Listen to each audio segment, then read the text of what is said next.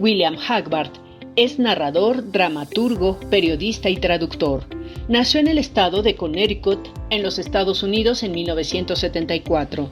Realizó los estudios de licenciatura en la Universidad Fairfield y es naturalizado mexicano desde 2007. Autor y productor de las obras de teatro La Medio Diezmada y El Ostracón, estrenadas en el Teatro Juárez de la ciudad de Oaxaca en los años 2011 y 2012 respectivamente. Es autor de los libros Interrumpimos este programa y Sinfonía número 1. Imparte talleres de literatura en la Biblioteca Andrés Enestrosa de la ciudad de Oaxaca y en diversos recintos a nivel nacional. Escribe de manera regular sobre temas de política nacional e internacional en medios mexicanos como Animal Político, Revista Común y Tierra Adentro, y de los Estados Unidos, incluyendo Global, Jacobin y The Nation. Es cofundador de la agrupación literaria Colectivo Cuenteros. Bienvenidos, aquí estamos de regreso en Tus Diálogos por la Democracia. Tenemos un invitado muy especial, como siempre, el periodista, escritor, músico, dramaturgo, Kurt Hagbard. Bienvenido, Kurt. Muchas gracias, John, y por el espacio. Al contrario, es un gusto para mí entrevistarte. Nos acompañas desde Oaxaca, entiendo, ¿verdad? Así es. Sí, aquí en la Verde Antequera. Tú naciste en Connecticut, entonces, el estado de Connecticut. Yo también nací, cerca. La verdad es que yo nací en Filadelfia, pero crecí casi toda mi vida de juventud en New Haven, en Connecticut. Tú estudiaste en la Universidad de Fairfield, que queda muy cerca a New Haven. Seguramente estás muy contento en Oaxaca, ¿verdad? Bueno, no es para despreciar a Connecticut, a ese gran estado también con una historia importante, pero Oaxaca es Oaxaca. Cuéntame un poco de tu vida ahí en Oaxaca y por qué te ha convencido hacer tu vida allá. Sí, pues llegué aquí a Oaxaca por primera vez en el año 99, con la intención de quedarme pues un tiempo. Llegué para dar clases, conseguí trabajo en la Universidad Regional del Sureste y ahí empecé a integrarme en la vida laboral de Oaxaca. Un año se convirtió en 3, luego pues fui a Italia un tiempo, también para dar clases. Mi familia materna pues es italiana, conocer algo de mis raíces, aprender italiano.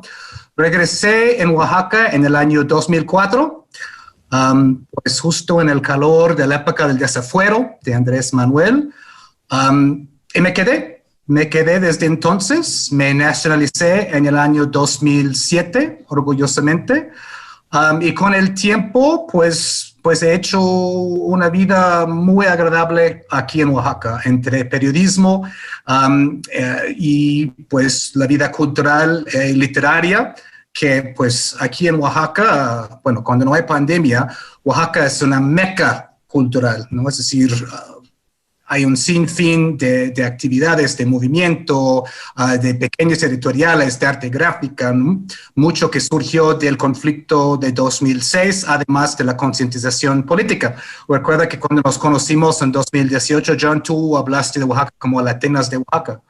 Y creo que creo que es muy cierto, es muy cierto eso.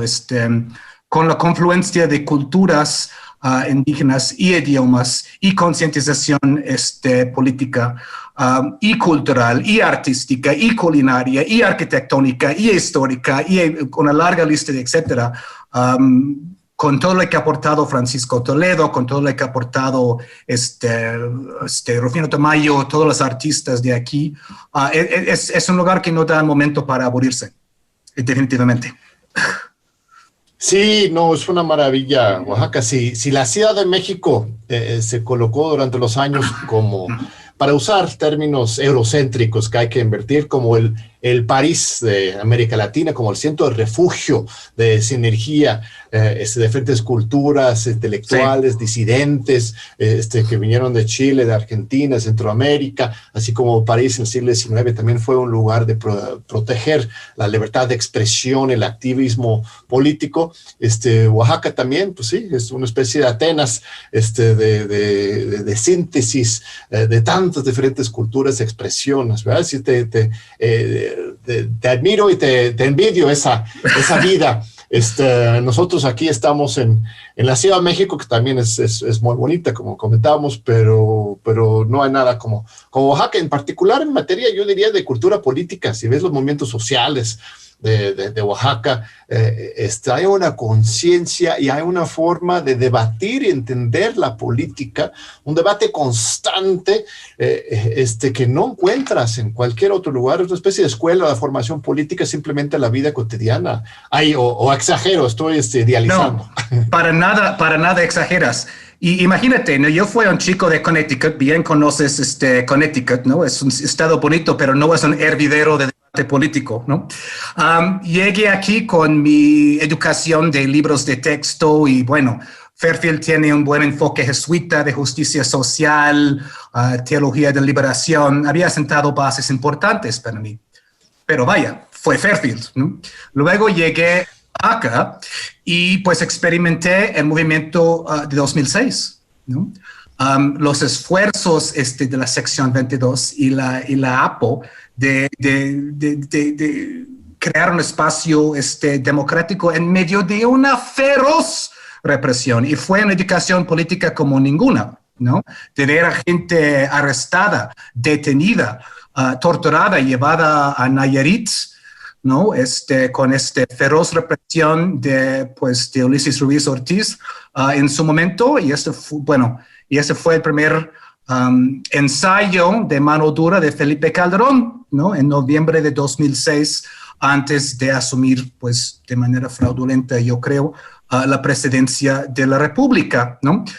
Es decir, esto fue otra cosa, experimentar eso y ver realmente un movimiento que buscaba unir muchas de las expresiones de descontento que habían estado acumulando en el Estado a lo largo de mucho tiempo, acerca de proyectos depredadores, acerca de desigualdad, acerca de racismo, clasismo, el maltrato de pueblos indígenas. Es decir, empezó como una huelga de la sección, pero realmente dentro de muy poco empezó a englobar una serie de exigencias que remonta a mucho tiempo, en muchos casos todavía siguen sin resolverse, ¿no? Sí, muy importante.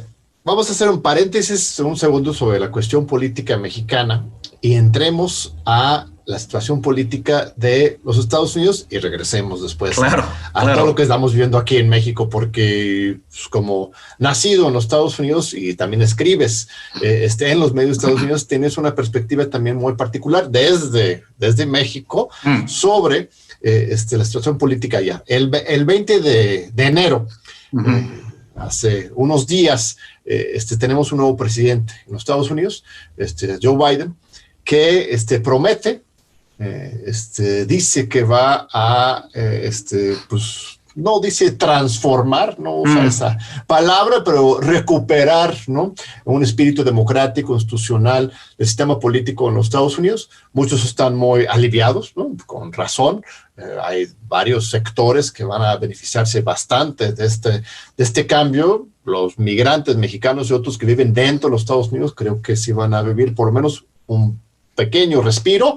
Sí. Cuba seguramente podrá recuperar cierta esperanza en su desarrollo autónomo, pero tú has escrito que en realidad la llegada de Biden no es necesariamente una buena noticia para México y América Latina, que su historia de lógica imperial e intervencionista no augura bien para la región.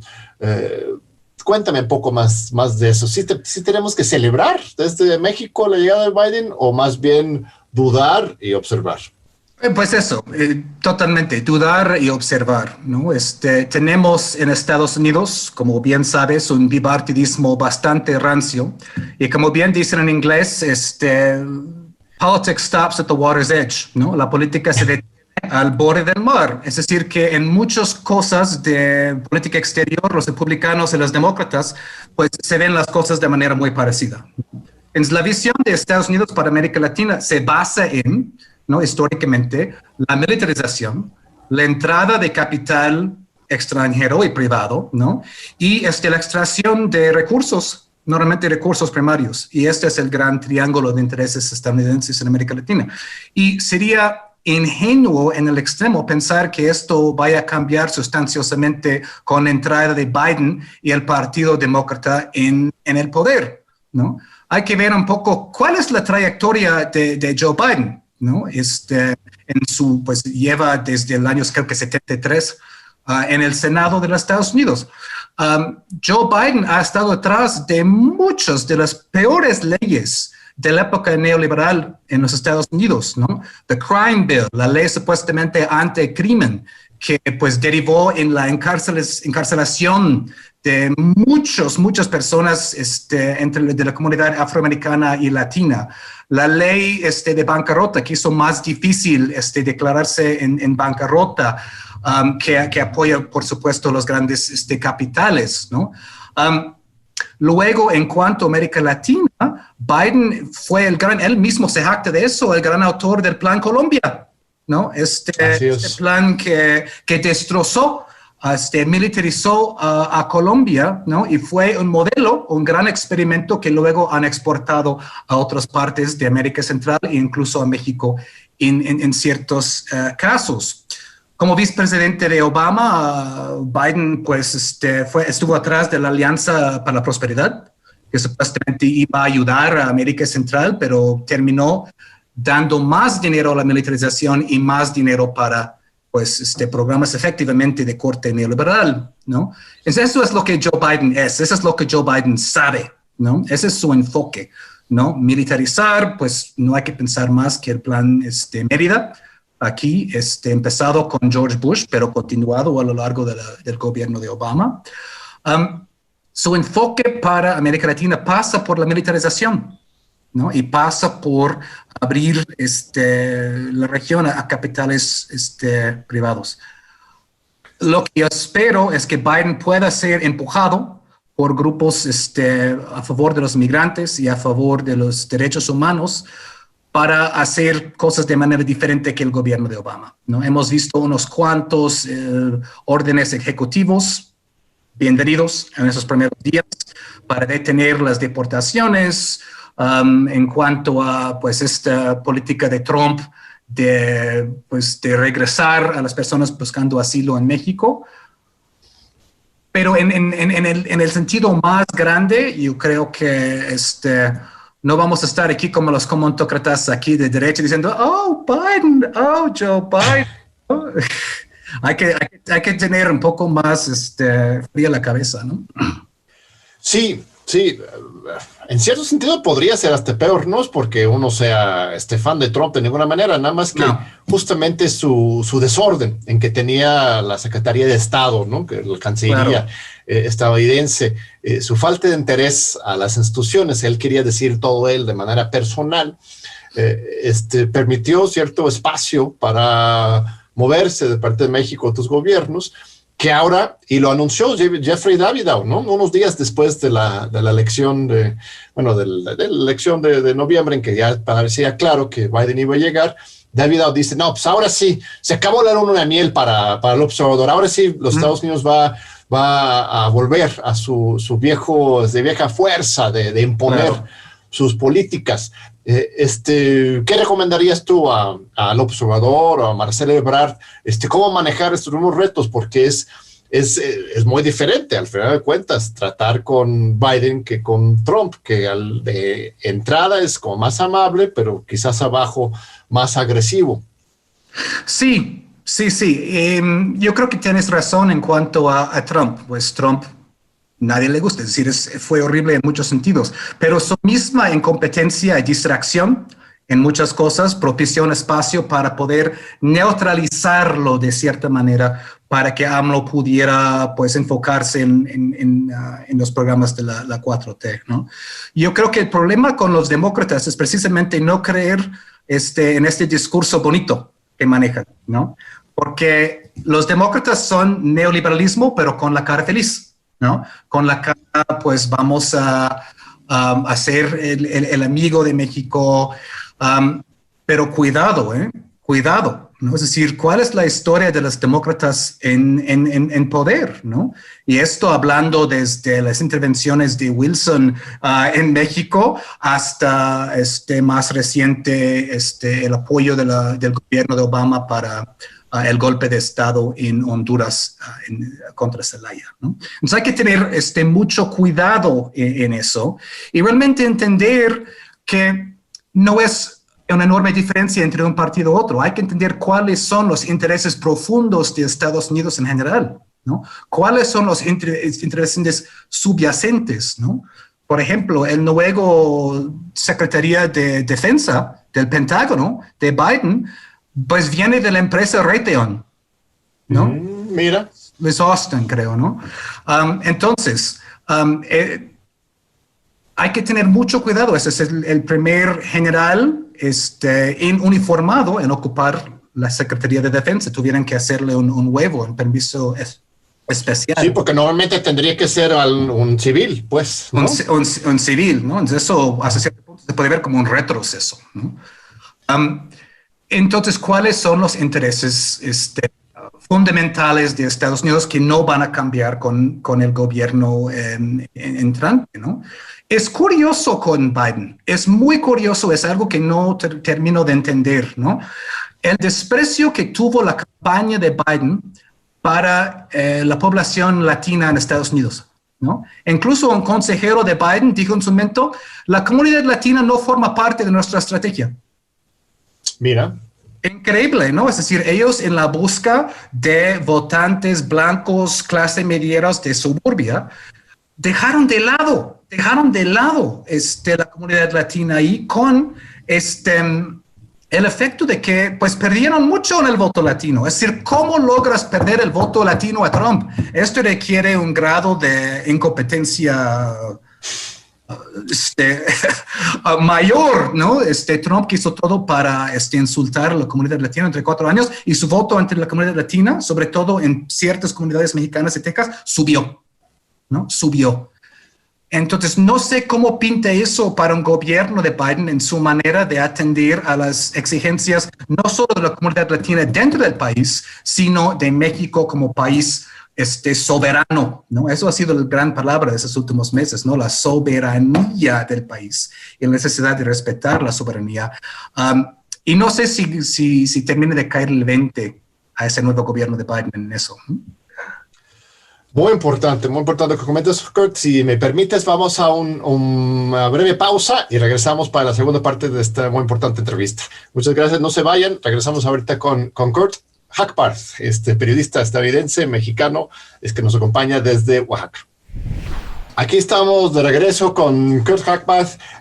Kurt, a ver, estamos hablando sobre el sistema político en los Estados Unidos y cómo los demócratas, y Biden en particular, parecieran no valorar realmente el voto latino, la participación latina. Y esto explicaría por qué tantos latinos mexicanos, que es más de la mitad de los latinos son realmente mexicanos allá en los Estados Unidos, apoyaran a Trump, no porque hayan estado así engañados con una conciencia falsa, sino porque realmente los demócratas no hicieron un esfuerzo. Pero Biden llega y anuncia que se va a detener la construcción del muro, dice que va a regularizar los Dreamers, va a construir un path to citizenship, ¿no? Un camino a la ciudadanía. ¿Es mero discurso esto o sí va a ocurrir algo? Por fin vamos a tener una nueva amnistía, una nacionalización de una gran cantidad de mexicanos y latinos allá, como con Reagan, ¿no? Es la última vez que hubo realmente un trabajo fueron los republicanos, irónicamente. ¿Cómo ves esa perspectiva en los Estados Unidos hoy? Pues yo espero que sí, y no creo porque Biden se haya convertido mágicamente en buena gente, sino porque las condiciones políticas son otras ahora, ¿no? Cuando Barack Obama tomó el poder en 2009, muchos de los movimientos de activismo no tenían la misma fuerza, y en muchos casos, pues eso pasa a veces con gobiernos que se jactan de centro izquierda. Mucha gente pues no lucha como debería, ¿no? Pensando, bueno, ya tenemos el nuestro en la Casa Blanca. Pero ahora, pues, algo ha pasado, ¿no? El movimiento de Bernie Sanders, ¿no? Que, pues, yo creo que, pues, con sobre las bases de los Ocupas y el movimiento antiglobalista de principios del siglo XX, despertó una enorme conciencia que sí estaba ahí, por supuesto, pero aglutinó a muchos movimientos que antes cada quien un poco jalaba por su lado, ¿no? Entonces, 5 años del movimiento de Sanders ha creado una fuerza política desde izquierda en Estados Unidos que no existía en el gobierno de Obama. Y bueno, este movimiento obviamente pues, se agudizó con los ataques de Trump contra migrantes y la prohibición de inmigración de los musulmanes, etc. Entonces yo creo que la organización que existe ahora y el increíble trabajo de los movimientos activistas a favor de los derechos humanos en migración en Estados Unidos y otros, ha hecho que Biden enfrente un terreno político donde él tiene que ceder más. ¿No? Biden en su momento estaba a favor del muro, lo llamaba cerca, pero él estaba a favor, él se jactaba de construir X kilómetros de cerca, claro, ¿no? Entonces ahora está deteniendo la construcción del muro. Qué bien, vamos a ver si dura, ¿no? Biden en su momento hablaba de muchas toneladas de drogas viniendo desde el México corrupto, toda esta retórica. Él también manejaba esta retórica, ¿no? Ahora está viendo las cosas de otra manera, qué bien. Biden en su momento estaba parte del gobierno de Biden que deportó a 3 millones de documentados. Ahora está hablando de darles un camino a la ciudadanía. Qué bien, pero no tenemos que ser ingenuos con Biden, ¿no? Claro. Una presión enorme y constante en eso. Yo creo que tanto los grupos latinos de Estados Unidos como el gobierno de AMLO a través del trabajo de Marcelo Ebrard, pues también sabe eso desde este lado. Y lo de Black Lives Matter también tiene un impacto, Claro. aunque no sea directamente una causa latina como tal, sí implica una presión real. O sea, tienes al Sanders por un lado y tienes al Black Lives Matter por el otro, que son dos diferentes caminos, pero también exigiendo, ubicando pues a Biden, que no se deje capturar totalmente por el establishment. Como bien dices, o sea, Obama traicionó abiertamente a los latinos en 2 ocasiones, los prometió un camino a la ciudadanía en las 2 elecciones y ya a la mera hora no lo cumplió, generó ahí esta figura de deferred, ¿no? Deportation, que es justamente lo que les dejó a esa población vulnerable a Trump. A ver, pero Black Lives Matter ¿es realmente algo histórico o es nada más otra llamarada temporal en los movimientos sociales de los Estados Unidos, como tú lo ves? No, Black Lives Matter es un enorme movimiento. Lo que vimos en Estados Unidos en estos meses desde el asesinato de George Floyd fue el movimiento más fuerte y crítico a favor de los derechos de los afroamericanos desde los años 60. Es decir, unos meses de constante movilización en las más grandes ciudades del mundo e incluso en pueblos más pequeños en el centro del país. No se limitó a los centros históricos de movilización, que fue muy interesante. Esto fue un parteaguas en el país, ¿no? Ver a George Floyd asfixiado durante 9 minutos con un bote policía en su cuello despertó toda una ola de tristeza, de enojo, de resentimiento, de fuerza, ¿no? En contra de un sistema de policía que ha sido sistemáticamente infiltrado por supremacistas blancos, ¿no? A lo largo de la última generación, ¿no? Yo escribí acerca de eso en un artículo en la revista Común. Es difícil entender lo que está pasando en los Estados Unidos sin entender la sistemática infiltración de los cuerpos policíacos en los Estados Unidos por supremacistas blancos y también el ejército, ¿no? Un ejército en constante necesidad de mayores y más reclutos para sus guerras constantes, pues fue reclutando entre la comunidad de supremacistas blancas, ¿no?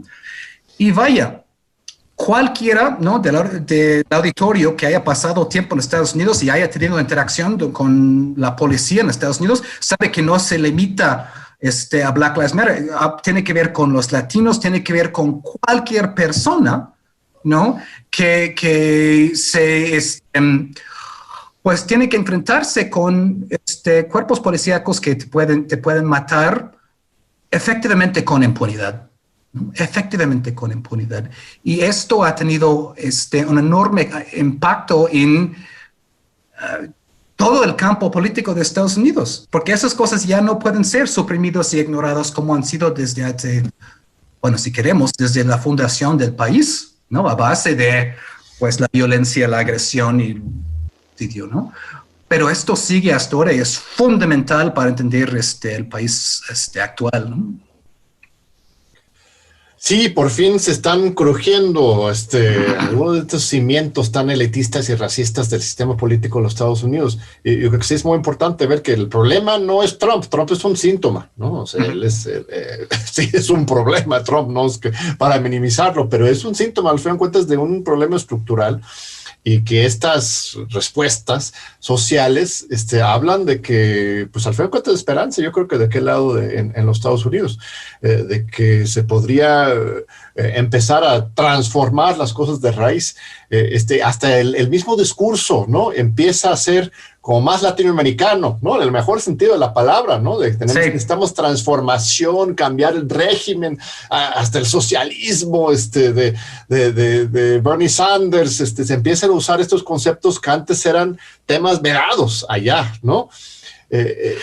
Yo tengo una hipótesis, a ver si estás de acuerdo conmigo, Kurt, de que, ya hablamos un poco de lo de Oaxaca, pero que hoy por hoy, en México en particular y América Latina en general, pues tiene una esfera pública pues más dinámica, más esperanzadora, más de vanguardia, si quieres usar esa palabra, más de innovación democrática que la que existe en los Estados Unidos. ¿Cómo ves tú que vives de los dos lados de la frontera, que eres ciudadano de los dos países? ¿Cómo comparas estos dos sistemas políticos, el mexicano y el estadounidense? Sí, estoy de acuerdo contigo. Yo creo que tengo el lujo de estar en Oaxaca, donde el grado de politización es incluso, ¿no? Yo creo que en México no existe engaño que tenemos en Estados Unidos acerca de cómo son las cosas, ¿no? He hablado mucho con amigos de Estados Unidos acerca de todo lo que nunca nos enseñaron en la escuela, ¿no? Es decir, que nunca nos tocaron en la escuela, ¿no? Nunca hablaron del exterminio de las indígenas, ¿no? Tú y yo somos de Connecticut, ¿no? Uno de los primeros masacres en contra de los indígenas, acerca de los Pequot, en 1635, apenas llegando los británicos, tuvo lugar a 20 millas de donde yo crecí. ¿Tú crees que nos enseñaron eso en la escuela? Jamás, ¿no? Tengo un poco una lista de todas las cosas que nunca tocaron en la escuela. La guerra contra México, los masacres de los indígenas, Sand Creek, ¿no? Etcétera, etcétera. Todo los linchamientos de los afroamericanos, ¿no? El pequeño Wall Street de los afroamericanos que quemaron al suelo, ¿no? Es decir, entonces, los estadounidenses crecen, y eso está cambiando ahora con proyectos como el proyecto Howard Zinn y otros, crecen con una idea muy torcida de su historia y muchas cosas no saben. Entonces, llega un estadounidense a México y empiezas a decirle, ¿sabes que Estados Unidos invadió a México, llegó al castillo de Chapultepec? No sabía. ¿Sabes que Estados Unidos invadió a Veracruz con Wilson y pues destrozó ahí el puerto, la ciudad, sin pretexto alguno? No sabía eso, ¿no? ¿Sabes que Estados Unidos propició pues un golpe de Estado en Guatemala, aquí a un lado, en 54? Pues tal vez escucharon algo de eso con United Fruit o algo de eso, pero hay una amnesia total, ¿no? En México no existe este grado de engaño, de engaño histórico, ¿no? Siempre va a haber esfuerzos de escribir la historia de una manera u otra, ¿no?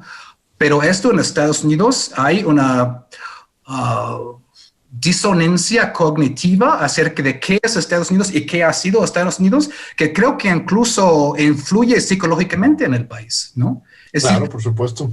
Un país que no se conoce y no conoce su historia, finalmente, pues, anda ahí como un gran gigante tambaleante por el mundo, inconsciente, y hay violencia por un lado, violencia por el otro. Es un país muy violento.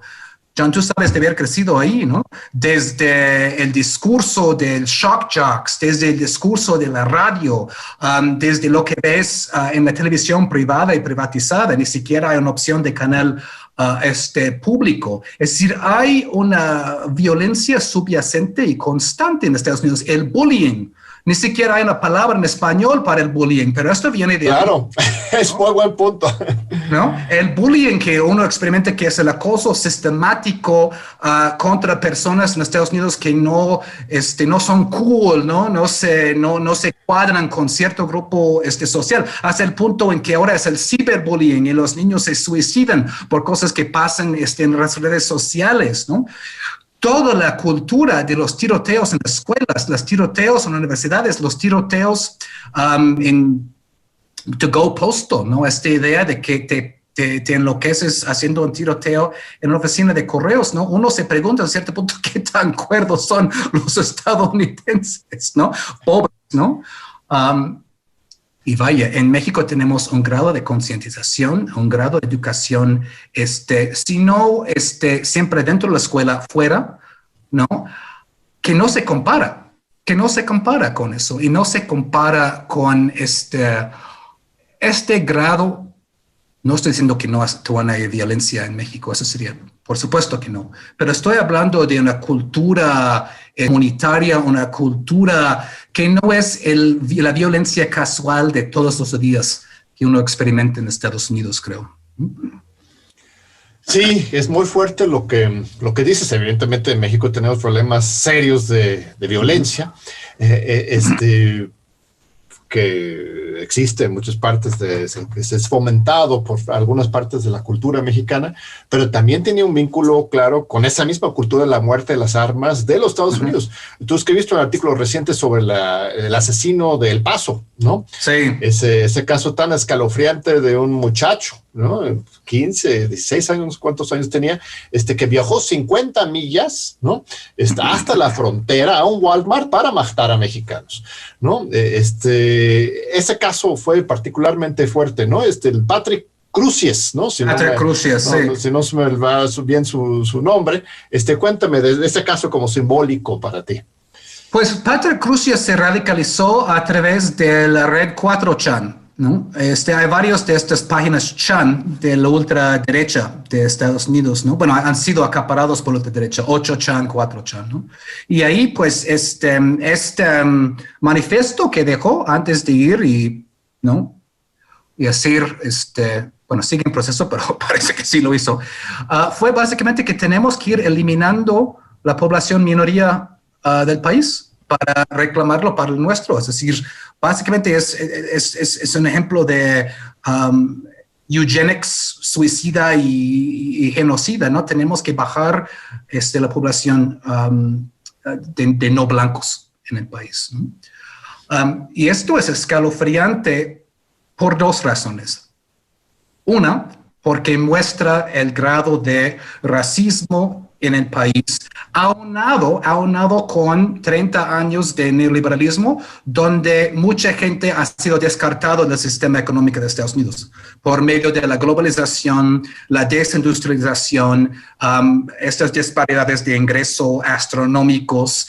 Entonces, nada de eso es una excusa por un racismo que existe desde el nacimiento del país, desde el principio, desde los primeros días, ¿no? Desde la llegada del primer barco esclavista en Jamestown, Virginia. Pero todo esto ha sido agravado por la política económica de los últimos 30, 40 años practicada por ambos partidos. Esto es una cosa. El otro es, pues, que Estados Unidos luego exporta esta violencia a México por medio de la exportación de armas, ¿no? Se puede conseguir armas muy fácilmente en Estados Unidos. Si vas a una tienda de armas, que hay por todas partes en Estados Unidos, ¿no? En mi pueblo había una. Aquí hay una sola tienda de armas en la Ciudad de México, ¿no? Tienes que esperar 30 días para conseguir tu arma. Pero si vas a una feria de armas, a gun show, puedes conseguir tus armas de una vez, cruzar la frontera de México a Estados Unidos, conseguir todas las armas que tú quieras, básicamente, ¿no? Con muy pocas restricciones, y regresarlas a México, ¿no? Entonces, yo creo que se ha calculado que un 70% de las armas en México provienen de Estados Unidos. Ni hablar de las armas que varios gobiernos, Bush y Obama, etcétera, han ingresado directamente a México a través de una serie de programas como Rápido y Furioso y otros, ¿no? Eso fue deliberado. Muy bien, Kurt. Vamos a un segundo corte. Perdón por interrumpirte, pero no, claro. Aquí necesitamos pasar a un breve corte comercial, público, desde luego, desde UNAM, y regresamos ahorita en unos minutitos más con Kurt Hackbarth. No se vayan, aquí lo esperamos. Aquí estamos de regreso con Kurt Hackbarth. Kurt, estamos hablando sobre los Estados Unidos, una cosa muy fascinante, pero sí. En este último bloque quiero jalarte de regreso a México. Claro. Eres de los pocos, si no los únicos corresponsales extranjeros. Lo que pasa es que no eres estrictamente así porque vives en México, pero eres corresponsal de Jacobin y de otros medios. Estás escribiendo constantemente sobre México en inglés para el público internacional. Y para mí eres de los pocos que pues entiende lo que está pasando. Gracias. Aunque bueno, igual no soy objetivo, yo también tengo esperanza con respecto a este cambio político de la Cuarta Transformación. Pero cuéntame, ¿cómo ves tú la Cuarta Transformación? ¿Por qué te genera a ti tanta esperanza? Aunque también eres crítico en momentos muy importantes. ¿Cuál es tu evaluación general de este momento político que estamos viviendo en México? Pues yo creo que mi esperanza en este cambio tiene mucho que ver con mi experiencia de haber vivido aquí desde hace 20 años y haber experimentado el grado de cinismo, es decir, corrupción y cleptocracia en que todos vivimos en los años anteriores a 2018. Parece que muchos que comentan sobre México actualmente tienen memoria muy corta y no recuerdan nada de Odebrecht, la estafa maestra, César Duarte, la Operación Zafiro, a las cárceles privadas, el huachicoleo, Roberto Borges, Javier Duarte. Es decir, puede ser todo un rap al respecto, ¿no? Es extraordinario, ¿no? El grado de pudredumbre en que había caído el país a través de los gobiernos del PRIAN, ¿no? PRIANER de ahora, que llevaron el país al borde de un colapso, primero, por un lado por la corrupción que tú muy bien has documentado, y por otro lado por una violencia desbordada por una supuesta guerra contra el narcotráfico que ha destrozado el tejido social del país y ha causado directo e indirectamente cientos de miles de muertos. Entonces, mi esperanza radica en que este país, ¿no? Una cultura milenaria, ¿no? Mucho más que los gringos, que son novatos históricos en cierto caso, este país puede superar una tragedia enorme y totalmente necesaria de los últimos años. No fue absolutamente necesario el grado de violencia en que cayó el país, y los responsables tienen que ser castigados. Y lo que veo del 4T, el lado bueno del 4T, es una voluntad de sacar de raíz toda la corrupción, cosa por cosa por cosa, contrato por contrato por contrato, y estar encima de eso, y estar encima de eso, y estar encima de eso, ¿no? Y esto es fundamental y necesario, es un trabajo de largo plazo, ¿no? Lo que quisiera ver es que eso se extienda a castigar a los culpables del pasado, que es muy difícil históricamente, ¿no? Muchos países que han experimentado un cambio de régimen, porque es fundamentalmente lo que fue, han tenido siempre dificultades en castigar crímenes del pasado, ¿no? Lo hemos visto en varios países de América Latina. Estados Unidos, Obama ni siquiera tocó con un pétalo de la rosa a los banqueros que provocaron el colapso de 2008, ¿no? Eso sería un próximo paso. En ese sentido, esto, vaya, es la parte de la 4T que me da más y mayor esperanza. ¿Qué opinas de Cienfuegos? El caso Cienfuegos en particular es muy complejo desde enfoque, porque por un lado, pues sí, es un engaño y un intervencionismo y un chantaje de parte de los Estados Unidos y la DEA, pero por otro lado, pues sí se percibe pues, una protección para los altos mandos militares. ¿Cómo análisis este caso tan complejo? Es complejo. Ya tengo otro artículo que voy trabajando sobre esto. Desde el lado estadounidense, ¿no? Es decir, es curioso que varios de los comentarios que hemos visto en esos días es que, ¿cómo puedes criticar a la DEA, ¿no? La DEA es desinteresada y viene aquí a salvarle a México de sí mismo, ¿no? La DEA no. Es decir, hay que ser críticos de ese lado también, ¿no? Las agencias de inteligencia estadounidenses son parte, es otro brazo del imperialismo estadounidense, ¿no? Es otro brazo de eso. Un lado es pues lo económico. El otro lado son todas las agencias de inteligencia, ¿no? Que han tenido carte blanche en México en la época neoliberal. Han cometido por eso excesos desbordados, ¿no? Aquí en el país. Esto hay que tenerlo bien claro, ¿no? Es decir, las agencias de inteligencia recolectan inteligencia para intereses de Estados Unidos. Para intereses de Estados Unidos. No vienen aquí como, ¿no? El gran altruista, por un lado. Yo creo que al otro lado sí tienes toda razón. Es decir, hay un pacto de complicidad tácito entre los poderes civiles y los poderes militares en México que data desde hace pues mucho tiempo y pues sigue a todas luces operante, ¿no? Y esto es preocupante también, ¿no? Yo creo que hablando con gente en esos días, ¿no? Lo que haya hecho Cienfuegos con el tráfico de drogas, no sabemos. Parece que las pruebas que entregaron la DEA pues no fueron totalmente contundentes. Lo que sí ofende al pueblo mexicano es que él estuvo cómplice en Tlatlaya y en Ayotzinapa. Eso es lo que importa a la gente de aquí, ¿no? Tlatlaya y Ayotzinapa y que haya justicia en estos casos, ¿no? Muchas veces la prensa internacional enfoca la cosa hacia Estados Unidos porque Estados Unidos es el único país que cuenta, ¿no?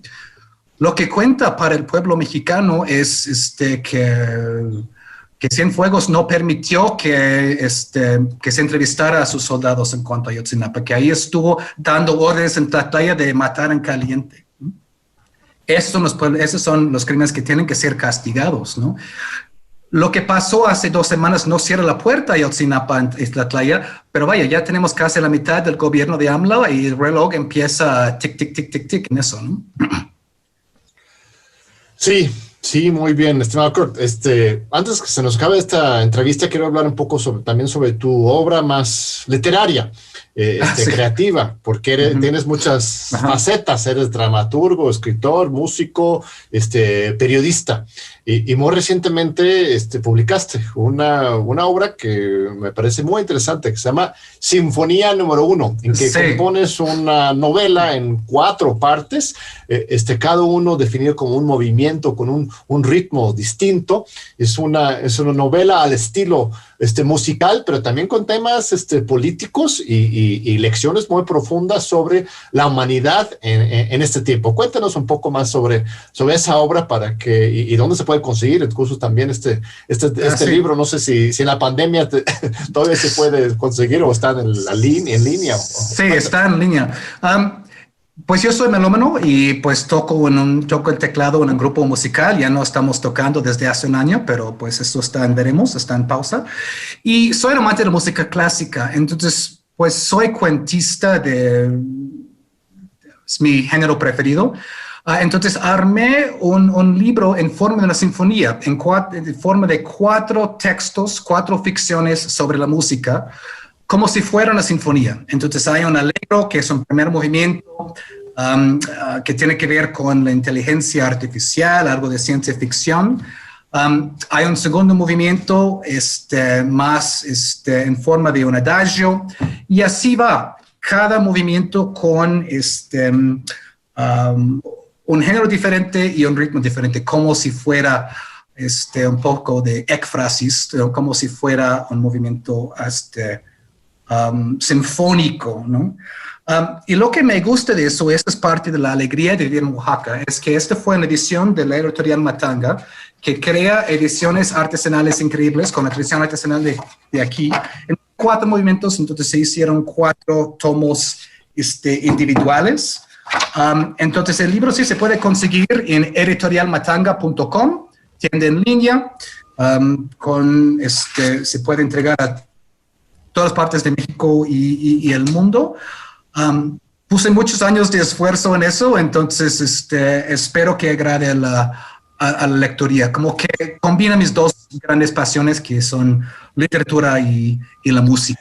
¿Y lo escribiste en español o en inglés originalmente? Es en español. Sí, es en español. Sí. Es una obra originalmente en español. Ajá. ¿Y cuál es el mensaje central que estás buscando transmitir a los lectores? Pues creo que el mensaje central, en el primer movimiento, ¿no?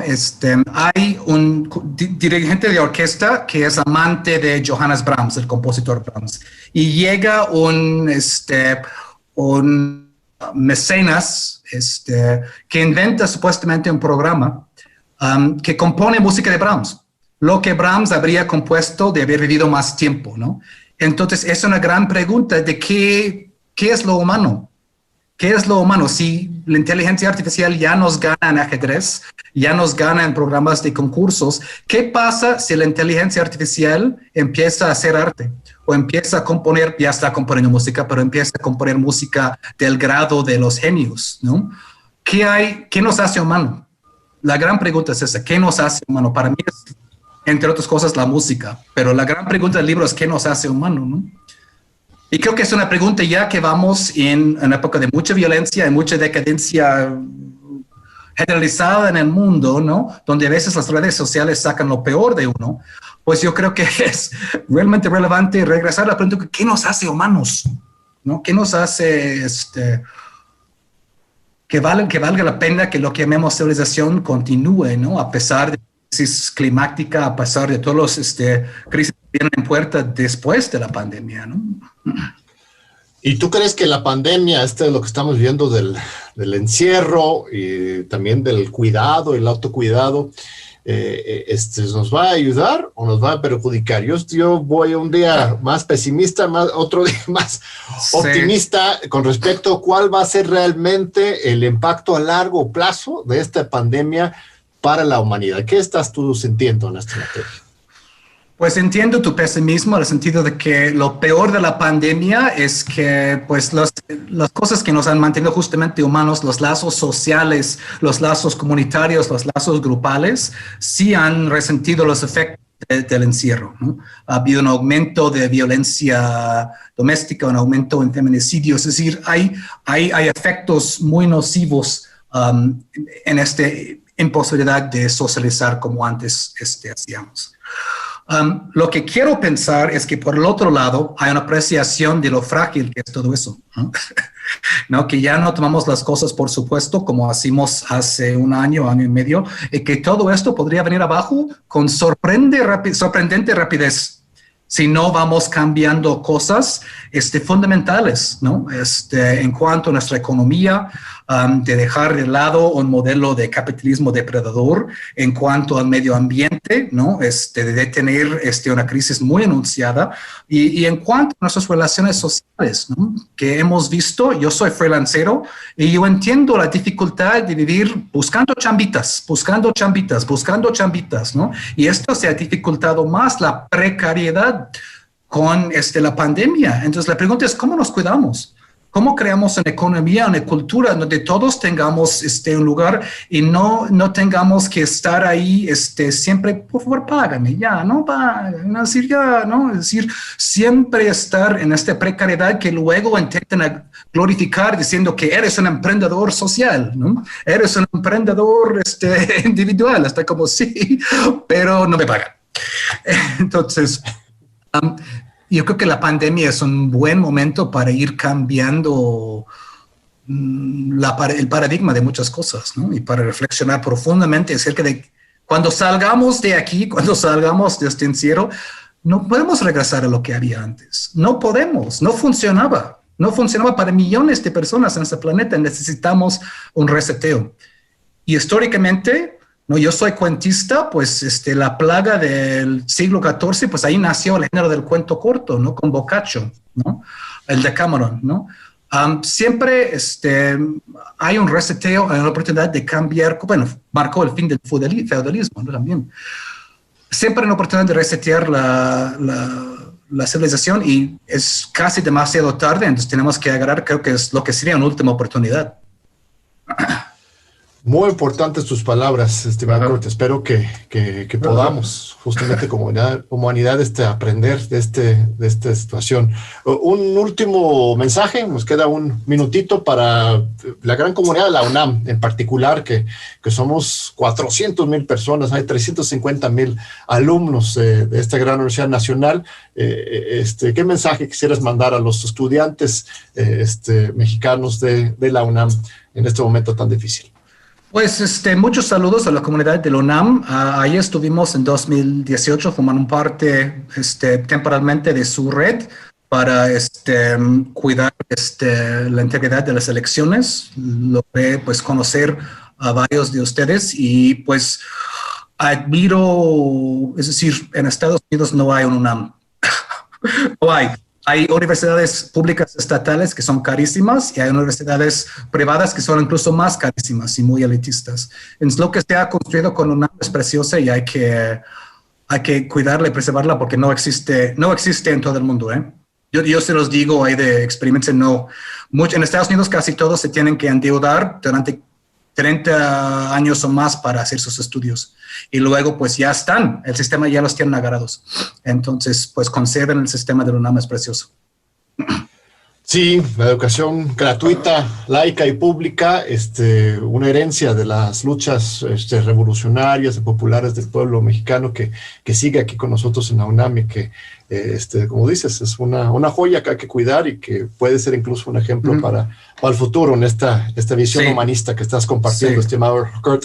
Pues muchas gracias por acompañarnos. No, a ti, John, a ti. Ahora que se acabe la pandemia, espero que podamos vernos en persona. Vienes aquí a la ciudad, yo voy a Oaxaca, pero mientras un abrazo ahí a la Armada República de Oaxaca y a todo el pueblo oaxaqueño tan bonito y un reconocimiento a tu gran trabajo, estimado Kurt. Muchas gracias.